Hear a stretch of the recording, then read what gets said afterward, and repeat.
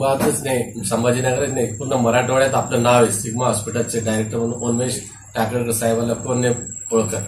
आज आपला वाढदिवस आहे, त्याबद्दल काय म्हणाल? आजच्या या दिवशी मला एवढंच सांगायला लागेल की आपलं हेल्थ ही सर्वात मोठी आपली स्ट्रेंथ आहे आणि आपली हेल्थ ही जपून ठेवणे सर्वात मोठं काम आहे.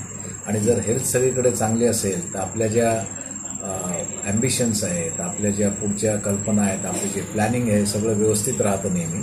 आणि हेल्थ चांगलं करण्याकरता आजकाल त्याच्यावर अफेक्शन करणारे फॅक्टर्ससुद्धा खूप आहेत. एन्व्हायरमेंटल चेंज आहे, नंतर डाएट चेंज आहे, नंतर स्वतःचे पर्सनल फॅक्टर आहेत, नंतर काही हॅबिट्स आहेत, काही नंतर पॅसिव्ह स्मोकिंग आहे, नंतर तुमचा क्लायमेटमध्ये धुळीचा प्रभाव म्हणा किंवा व्हायरल इन्फेक्शन्स म्हणा, पॅन्डेमिक म्हणा. तर अशा याच्यामध्ये आपली हेल्थ आपल्याला खूप चांगली ठेवायला लागते. त्याच्यामध्ये प्रिव्हेंटिव्ह हेल्थ चेकअपचा सर्वात मोठा रोल आहे. जर आपल्याला काही आजार जरी नसेल तरी असे आजार बरेचसे हिडन असतात, ते आपल्याला माहीत नसतात.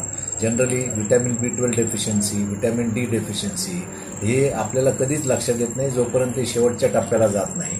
त्याच्यामुळे या सर्व गोष्टी आणि आपलं आरोग्य आणि आपले सर्व अवयव चांगले काम करतायत का नाही हे बघण्याकरता कमीत कमी वर्षातून एकदा आपण प्रिव्हेंटिव्ह हेल्थ चेकअप करणं जरुरी आहे. आपल्या डॉक्टरांचा सल्ला घेऊन जे आपल्याला रिस्क फॅक्टर वाटत आहेत ते करणे आणि त्याचं हेल्थ चेकअप करून आपली जी बॉडी आहे ती व्यवस्थित आहे का नाही याचं सर्टिफिकेट आपण स्वतःच मिळवणे, जेणेकरून पुढं काही जर झालं तर आपल्याला व्यवस्थितपणे त्याचं ॲनालिसिस करता येतं आणि डॉक्टरांनाही त्याची खूप मदत होते.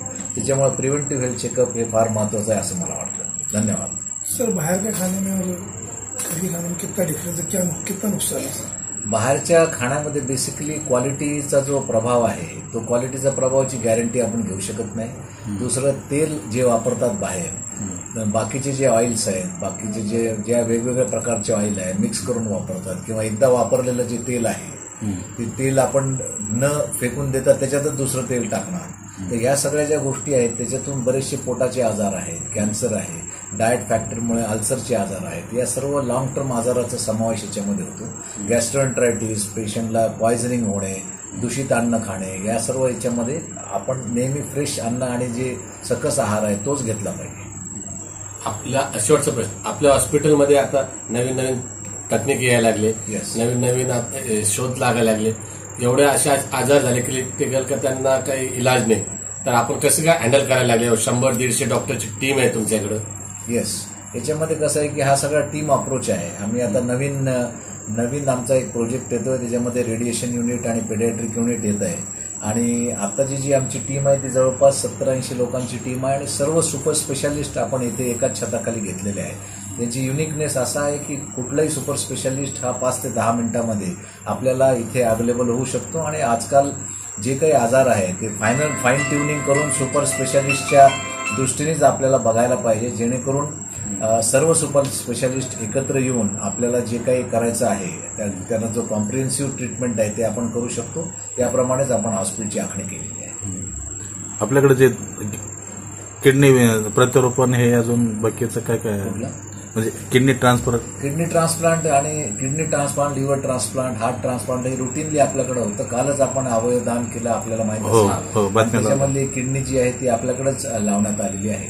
आणि मिसमॅच किडनी ट्रान्सफर म्हणजे ज्यांचं ब्लड ग्रुप ह्या नातेवाईकांचा जुळत नाही अशा लोकांचं सुद्धा नातेवाईकांचं किडनी ट्रान्सप्लांट आपण करत आहोत. आणि त्याचे वेगळं टेक्निक आहे ते आपण आत्मसात करून जवळपास 50च्या वर याची किडनी ट्रान्सप्लांट आपण केली.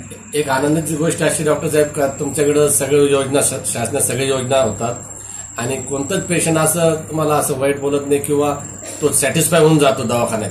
हे जे स्किल आहे हे तुमच्याकडेच अनुभवायला मिळतं पूर्ण औरंगाबाद संभाजीनगर. म्हणजे समाधान व्यक्त करतो जातं नाही, यांच्यामुळे मला जीवदान मिळालं, यांच्यामुळे आमचं नाते. त्याबद्दल काय टेक्निक काय तुम्ही काय म्हणाल 1 मिनिटात? नाही, टेक्निक म्हणजे कसं आहे की आपण डॉक्टर असताना हा विचार नेहमी केला पाहिजे की डॉक्टर असताना आपण पेशंटची ट्रीटमेंट का करायला लागते, म्हणजे पेशंटची ट्रीटमेंट हा आधी विचार केला पाहिजे. तर आमचं ब्रीद वाक्यच असं आहे की ट्रीटमेंट बियॉन्ड फायनान्शियल बाउंडरीज. म्हणजे पैशाच्या अभावी कोणाला ट्रीटमेंट न मिळणे असं कधी व्हायला नाही पाहिजे. बरोबर. आणि त्याच्यामध्ये आपण त्यांना काय मदत करू शकतो, जेणेकरून हॉस्पिटल त्याला काय तयारी दाखवू शकतं किंवा योजना काय असतं, सरकार तयारी काय दाखवू शकतो, पेशंट काय करू शकतो, अशा तिन्हीच्या माध्यमातून एकत्र करून जेव्हा आपण पेशंटची ट्रीटमेंट करतो तर जनरली 95 to 99% मध्ये आपण पेशंटला सॅटिस्फाय करू शकतो आणि चांगली ट्रीटमेंट होऊ शकतो. थँक्यू. थँक्यू.